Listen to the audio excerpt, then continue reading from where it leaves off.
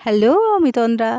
তোমাদের জন্য নিয়ে আসলাম প্রতিদিনের মতন আজকে একটা নতুন রেসিপিটা হলো পাবদা মাছের।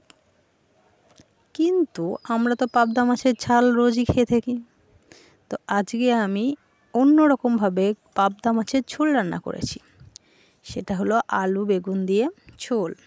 তা এই ঝোলটা রান্না করার জন্য প্রথমে আমার আলু বেগুন টমেটো ভালো করে কেটে নিয়েছি। তারপর সর্ষে পোস্ত আদা জিরে আর কাঁচা লঙ্কা বেটে নিয়ে একটা মশলা তৈরি করে নিতে হবে। আগে থেকে ধুয়ে রাখা পাবদা মাছগুলোকে গরম তেলে এপিট ওপিট করে ভালো করে ভেজে নিতে হবে। তারপরে সেই তেলে কিছু পরিমাণ কালো জিরে আর জিরে ফোড়ন দিয়ে ওর মধ্যে কেটে রাখা আলু বেগুন আর টমেটো ছেড়ে দিয়ে ভালো করে ভেজে নিতে হবে। সব কিছু ভালো করে ভাজা হয়ে গেলে আগে থেকে করে রাখা মশলাটা দিয়ে দিতে হবে।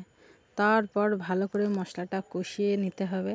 মশলা থেকে যখন তেল ছেড়ে দেবে এই পর্যায়ে দিয়ে দিতে হবে জল দেওয়ার পর তারপর আবার ফোটাতে হবে খানিক টাইম, ঢাকা দিয়ে দাও। এবার যখন ঝোলটা ভালোভাবে ফুটে উঠবে এর মধ্যে দিয়ে দিতে হবে ভেজে রাখা পাবদা মাছগুলো।